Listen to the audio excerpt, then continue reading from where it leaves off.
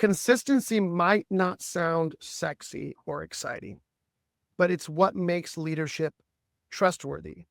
When we're inconsistent, even with good intentions, we create uncertainty. People don't know what to expect. Energy gets spent second guessing instead of moving forward. And eventually, trust gives way to hesitation and momentum stalls. And here's what's interesting. We don't lose influence all at once. It's not one data point, one experience that undermines that influence. It's consistent data points that are inconsistent, that communicate inconsistency, that actually drive this diminishing of influence. It fades when people experience us as unpredictable. One day we're energized and clear, the next we're distracted or reactive, and without realizing it, we've made our leadership hard to follow. And that's not just our emotions or our energy or our clarity or our focus.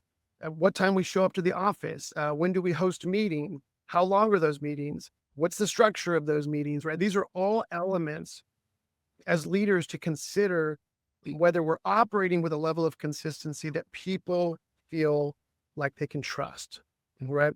Yeah, that really lands, Eric. And let me tell you, I've worked with leaders that are great at consistency, and I've worked with leaders that struggle with consistency. And those leaders who struggle with it, they don't often even realize that they're sending these mixed signals. But let me tell you, the team, we felt it. We felt that sense of unpredictability, like, which way are we going today? What are we showing up for? So tell me your thoughts on this. How does inconsistency actually affect trust and performance? Because I have felt it as a team member. Yeah. What's actually underneath that? What's actually affecting the trust and performance of the team?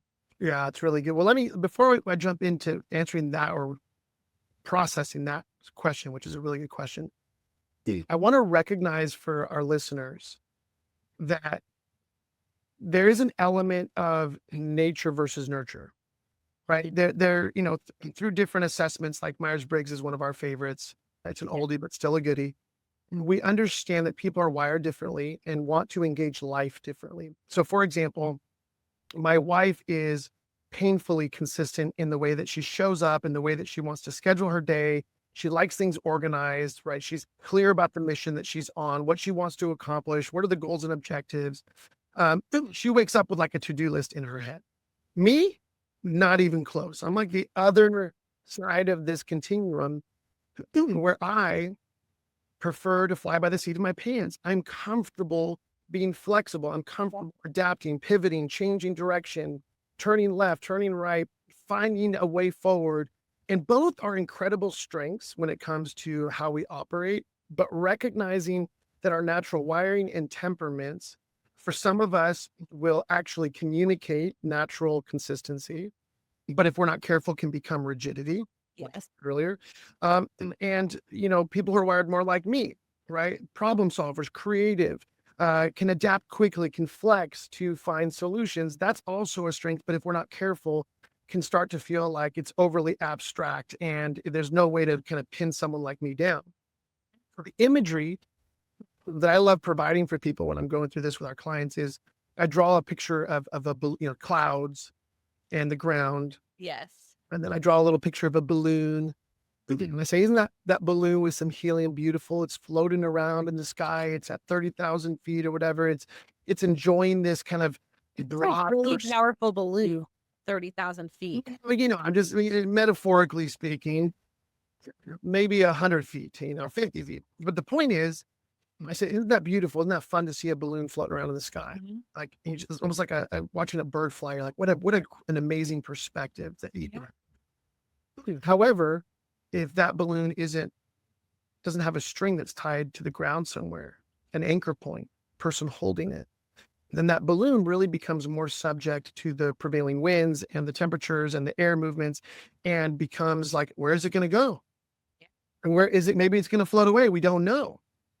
Right. And so there are some people that are more comfortable being the balloon up at however many feet, and they enjoy that broad, big perspective, and other people are more comfortable. They want to be the one holding the string and anchoring the way we think and operate and behave and make decisions.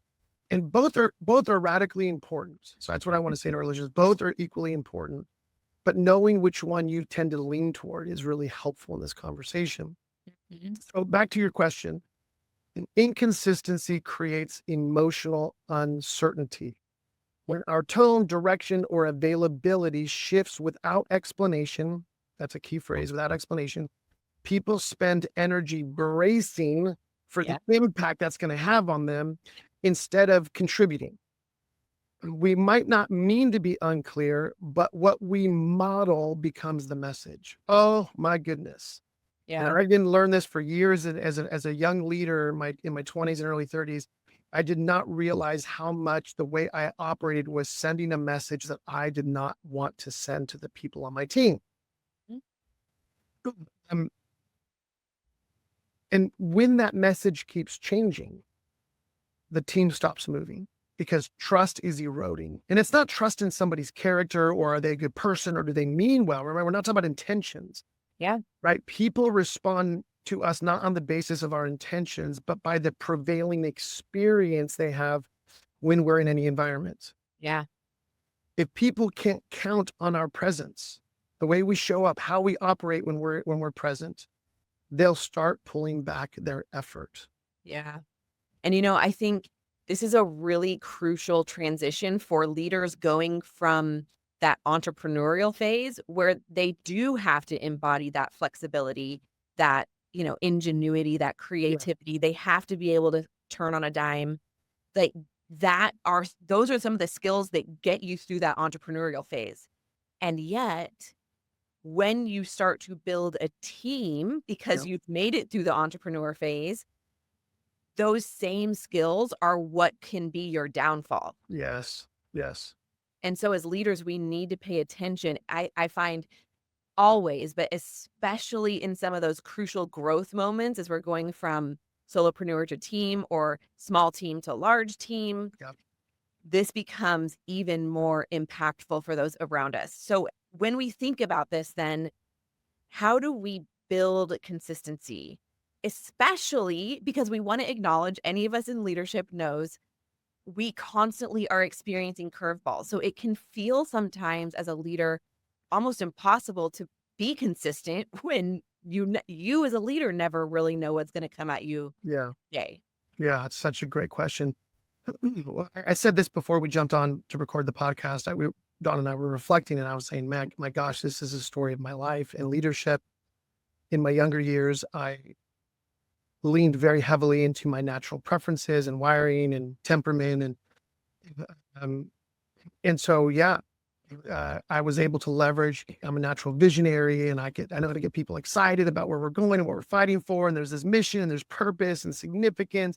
We all get to be a part of this journey. And I'm very comfortable shifting, adapting, pivoting in those early startup phases of anything, whether it's a business or a project.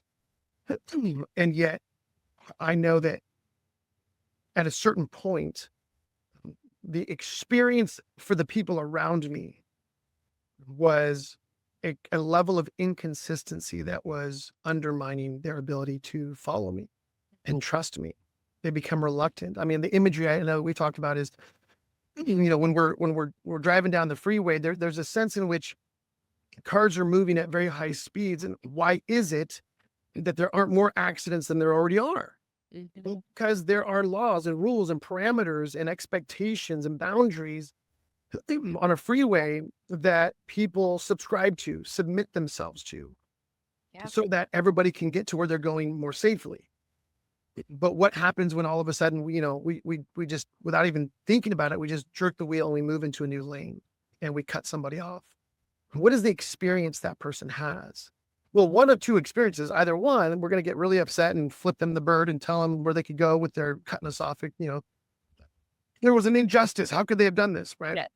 But I know for myself, a lot of times I'm like, whoa, that felt unpredictable. And so I back way off of that person for fear that they're going to make another erratic. Yes. You don't know what's going to happen next. So that is just to maybe help our listeners have a a more visceral experience of what people feel with us. Or I'm sure we all have our stories of leaders we work for that we felt this with them, where we felt like, gosh, you know what?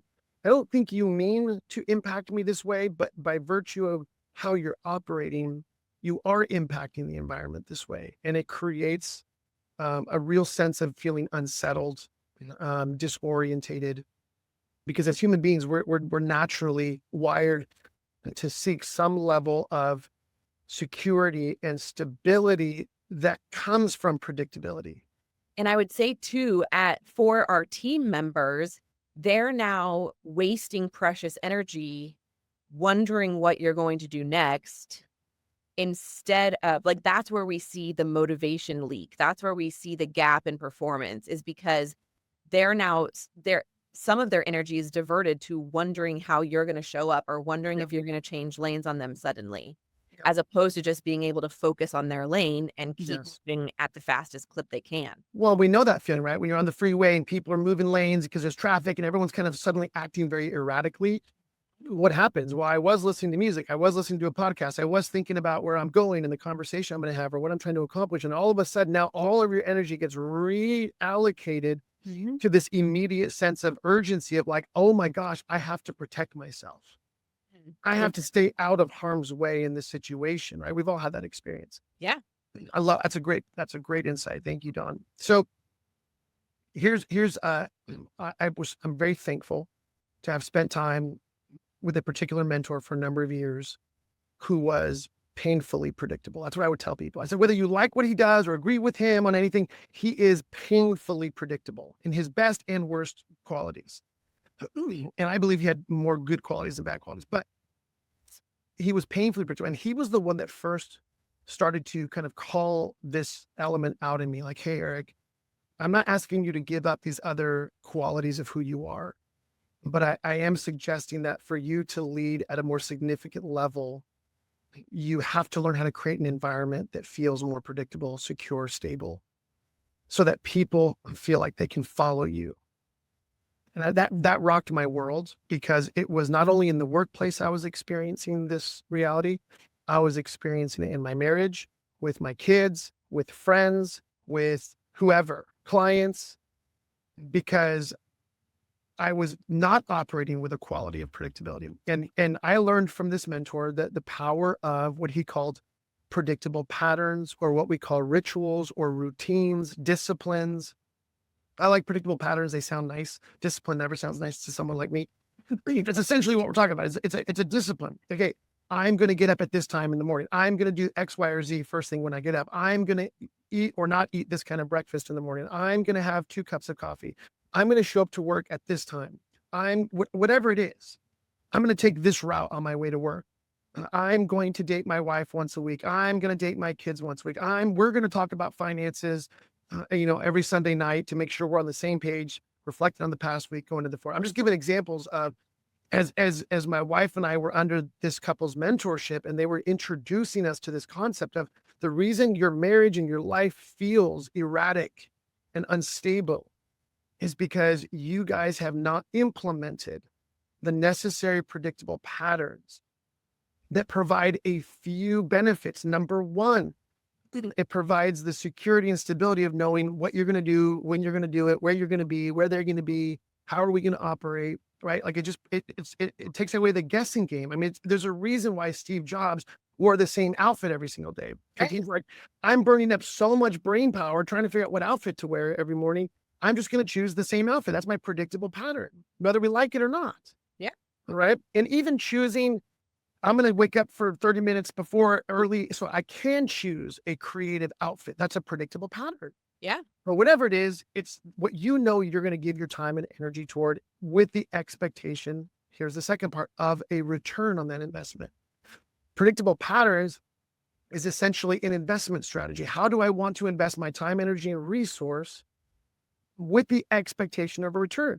Yeah. So dating my wife on a weekly basis in our younger years, there was an expected return. We'd have certain conversations, we'd process certain things, we'd hang out, connect. Whatever we did, there was a return on that. We're going to build connection. With my kids, the same thing, talking about finances every Sunday night when we were in our earlier years. our team, we have Monday morning meetings via Zoom because we're all mostly remote. It's just these predictable patterns, but what's the return we want? So number one, it provides security and stability because we know where we're going to be, what we're going to do. We're not waking up every morning asking this question, what am I doing? I don't know. Mm-hmm. Secondly, it gives us a chance to begin to have expectations of the return and to measure, are these investments in fact giving me this particular return? Yeah. And then number three, coming back to the conversation today, this creates an environment where people feel a greater degree of security because it does not feel frenetic. It does not feel wishy-washy. It does not feel like we're going to be making left-hand turns without knowing it. Like we just know. Like to this day, I still have on my calendar on Thursday evenings, I take my son or my daughter out on a date on the calendar. Now, does it happen every week of the year? No. Well, now they're in college, so they're away from school. Maybe I go take them out at their college because they're close by. Whatever the case is, we can evolve our patterns. But having those in the calendar, knowing when I'm going to work out, when I'm going to play golf, when I'm going to hang out with my family, knowing when we're going to have dinner, knowing these things creates an environment where people are no longer using that mental margin, wondering what's going to happen next.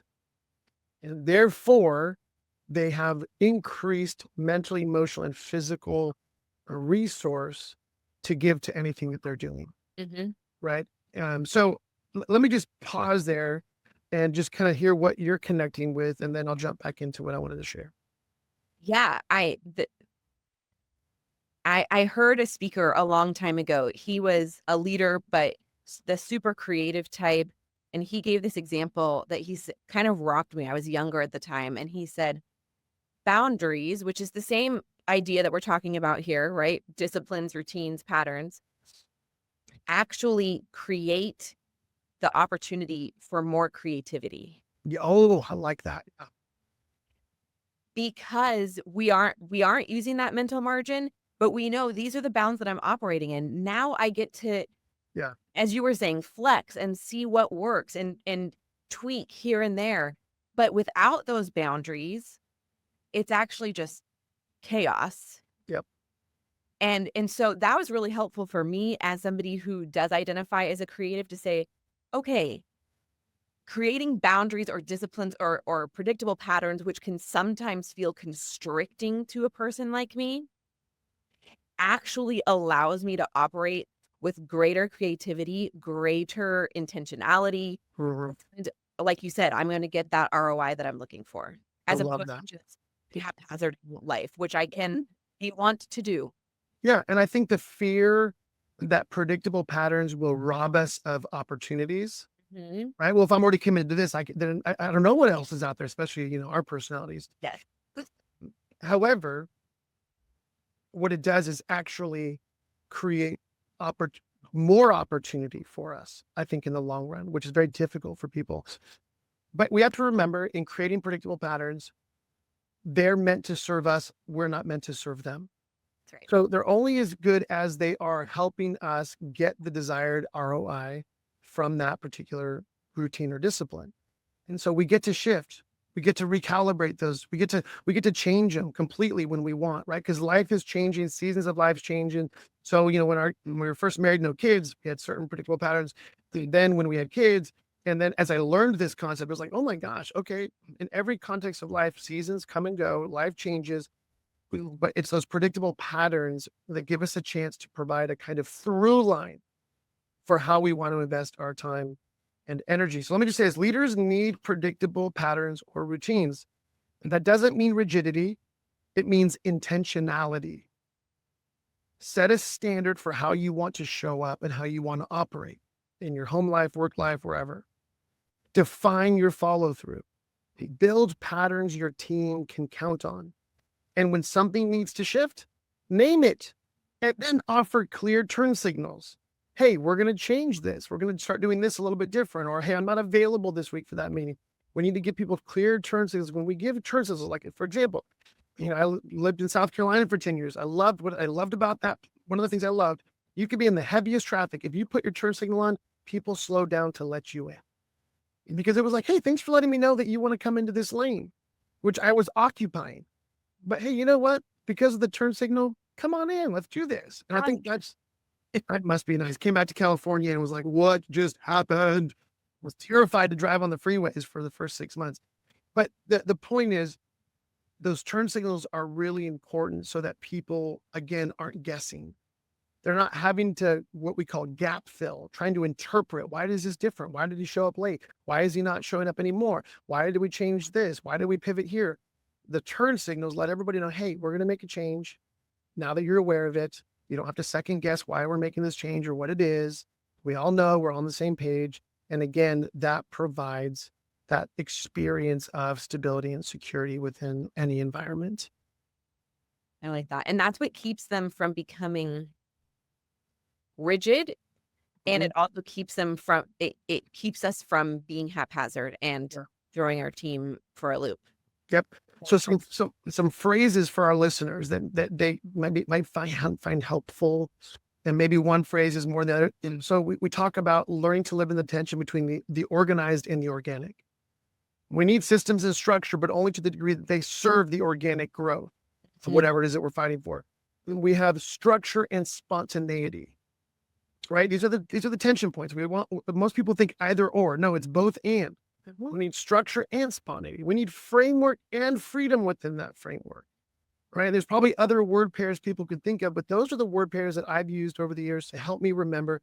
I want to contribute to an environment that has both, and that we never choose one over the other. We're always learning to live in the tension between the two because they are both incredibly important.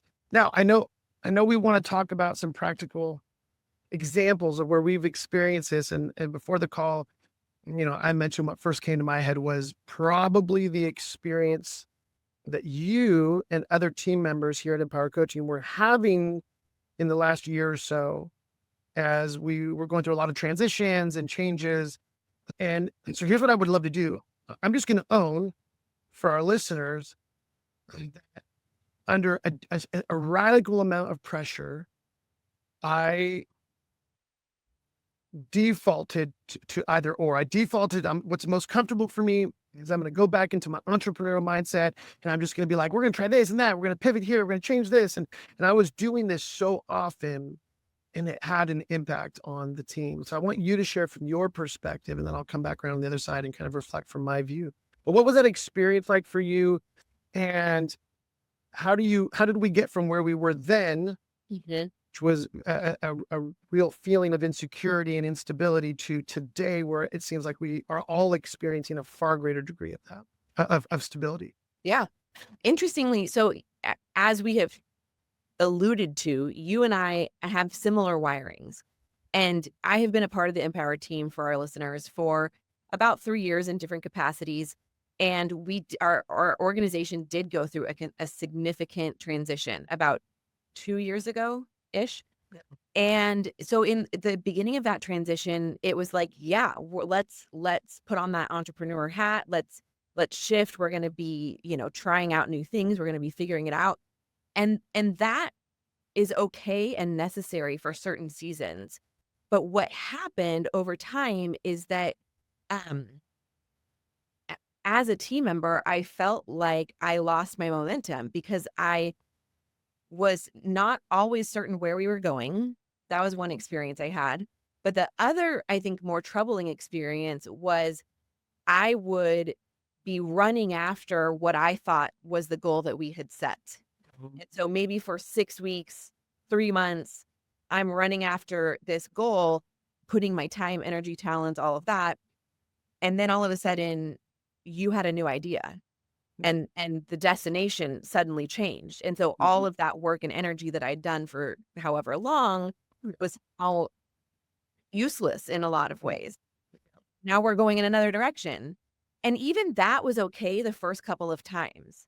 But when it started happening consistently, it was like, at what point do I stop putting all this out? Like, how do I don't trust that we're actually going where he says we're going. Yeah, that all the effort you put into one direction is actually going to pan out to anything. Correct. Because I'm gonna yank the steering wheel, right, and cross 3 lanes on the freeway in high speed traffic and say we're going here now. Yeah. And then And then I know from your experience of that, I'm sure as a leader was frustrating because it felt like I was pulling back. Yep. And as a team member too, it felt like I was never able to win at something. And that just it created a sense of distrust in a lot of ways, I think, from both sides Yeah. of you going, why isn't Dawn performing? And me going, I don't know what I'm supposed to be delivering. Yeah. And it felt like it was like we have gleaned so much learning from that season, but in that season, it felt like a lot of wasted time and energy. So now describe for us what changed. What was the breakthrough that you felt like kind of recalibrated how we operate that has gotten us to where we're at today? Yeah. I think the beginning of that breakthrough was just some honest conversations Mhm. and me reflecting to you, like, here's how I've been feeling as a team member. But then the real breakthrough came when you committed to allowing our team to hold you accountable for staying in the lane. Yeah. Yeah. Because it can be, it's tricky when you're the CEO of our organization. You tell us what to do. And in a lot of ways, like in most organizations, it's like, okay, well, let's do that. Mm. And so but then to be given permission to push back and say, no, Eric, that's not where you said we were going. Right. Let us remind you that this is where we're going. And for you as a leader, as the leader, to submit to that, I think that was the crucial change. You gave us permission to stay the course and to hold you accountable for it. And you submitted yourself to our authority, in a sense, in that way. Yeah. I love that. Wow. And so now, months and months later, how would you describe the difference of what we're experiencing or what you're experiencing now? What is it like now on the other side? Because I think our listeners need to hear, like, there is another side of this Yeah. journey, right? Because it can all sound like, oh, we'd have hard conversations, and then we did start to practice these things with each other. But what is the experience today, versus then? I think, well, from my perspective, I'd love to hear your reflections after this, but from my perspective, there's been so much trust built because we have been able to work at the same thing in one direction for a long enough time that we're now starting to see some of that payoff. Yeah, the wins. Yeah, the wins. You are starting to see some of that, which I think builds trust in your team. Like, oh, they do know what they're talking about. Mhm. And we are starting to experience the trust of we can keep fighting, we can keep trying because we know that one failure or one misstep doesn't mean Eric's going to pull the rug out from under us. Yeah, And interestingly, what the fruit that has borne for our team is the ability, as we say on our team, to try things and refine them. Mhm. As long as we're going in the same direction, it has increased our ability to take risks, to be creative, to take chances, to try new things in the service of the larger vision. Yeah, I love that. I love that. Yeah. So, thank you for saying it that way. These are some of the benefits you're experiencing now, especially juxtaposing those with what you shared about, times in the past. I think is really powerful because ties back in, like, actually by being more predictable, it actually creates opportunity for greater creativity and imagination and risk taking and stuff. And it's what's interesting. I can share so much on this, but I'll just dial in on this one reflection from my perspective. In my earlier years of leadership, I could not, I found it very difficult to build anything that was sustainable and scalable Yeah. because my natural wiring is vision, vision, vision, pivot, pivot, pivot, try new things, pivot, pivot, pivot, And so I always had a hard time building a team that could actually build the actual organizational aspects, the business aspects that become the engine that drive the vision, the mission. Yeah. Then I partnered with my wife, who I already said is the opposite of me in this, for years. And together, that partnership me submitting to her in terms of her holding my feet to the fire. This is where we said we're going to go. This is what we want to fight for. Be patient, stick to it. We're not pivoting, and then her trusting me that like this vision, this mission of whatever we're fighting for is like worth it. Let's go. Like literally, I remember experiencing both the pain of that tension, the discomfort of it, but also seeing the radical reward on the other side of the fact that my wife and I were able to partner in building a lot of amazing things over the years.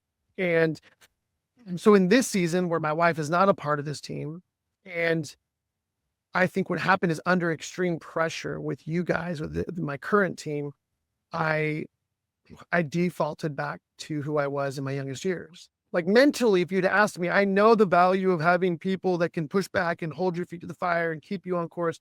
And I know I need that, but under extreme pressure, I just defaulted to what felt most familiar to me. Absolutely. And quite honestly, really did run the risk of losing this team, and which would have been terrible, would have been a powerful learning experience for me. That's how I've learned most things through life, is through my mistakes.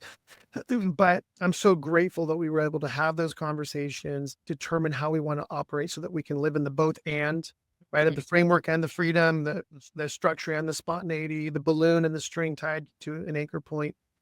And I would agree with you. I feel that trust has been built through that. We've been able to accomplish more in the last 9 months than I think we've accomplished in the last few years as it relates to certain parts of our business.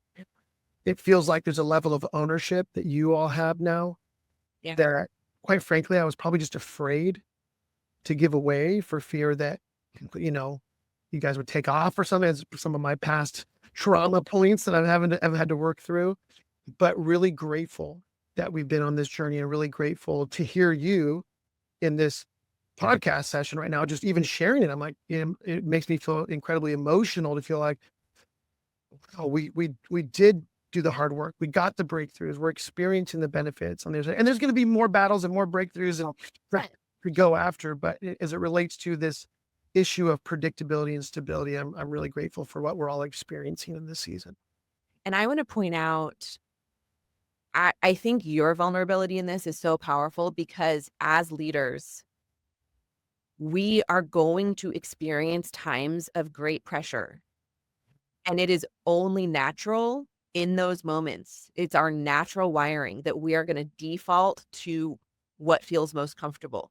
We can know every leadership strategy out there. We can know everything about our company. And yet, in those moments of incredible pressure, our brains just take us back to what feels safe and or what has worked before. But most often, what worked before, what worked to get us here, no longer works to get us there. And that's when we need to take those moments, understanding that where we are is a difficult season, and start to put into practice some of the tools that we know to keep moving forward. 100%. Yeah. And that's really part of the power of our leadership operating system, is that it provides tracks for people to run on, so that we're not having to reinvent the wheel over and over and over and over again. And I know that toolkit has served all of us incredibly well as we've navigated and negotiated some of these challenges. Let's shift gears real quick. I know that we've been on this for a bit. Just for our listeners, just like, what do we do today? How can we take what we're learning today and begin to apply it to our life and leadership? And, real simple, I would just recommend to our listeners, as you and I practice on a regular, which is to do the work to identify where in life are we showing up inconsistently. And sometimes that requires a degree of honesty and humility to let other people give us that feedback. Sure does. Like you did at that Starbucks, that, on that one first session. And to resist the temptation to blame or to become a victim, and to say, okay, I'm clearly not impacting the environment the way that I want to. So what are multiple predictable patterns that I can put into place that will create a more stable and secure experience for the people around me? Because, there's an old adage, you're only a leader if there are people following you. And very often as leaders, I think because of our title, our position in an organization, we just expect, well, I'm the boss. I'm the leader. I started this. I'm in charge. And so you should follow. And it's like, no, they shouldn't follow because of that. Right? That is not the basis upon which we want people following our leadership. We want people following our leadership because of our willingness to do the work to build environments that feel predictable and safe and secure.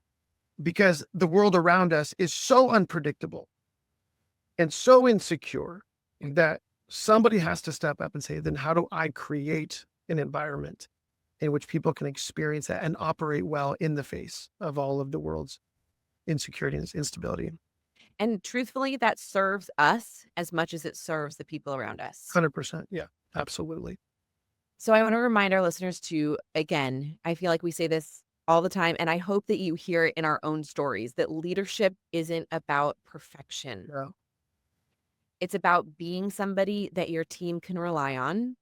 And it's about having the tools so that when you recognize inevitably that you have gotten knocked off track, that you know how to get back on track and you know how to create that consistency even when the pressure is on. I love it. I love it. I love it. Well, to all of our amazing listeners, thank you again for joining us. It is a privilege and honor to share out of the overflow of our own journeys. We haven't perfected all this yet, but we are radically committed practitioners to the things that we're discussing. Next week, we're going to be talking about something we all wrestle with, which is what to do when insecurity, or what we call the imposter syndrome, starts to creep into our mindset, our thinking, our attitudes, and our behaviors. As always, if this episode was helpful, please subscribe, click, like, comment, all the above, and share with somebody that you think might be helped by this conversation. But we'll look forward to seeing you in our next episode.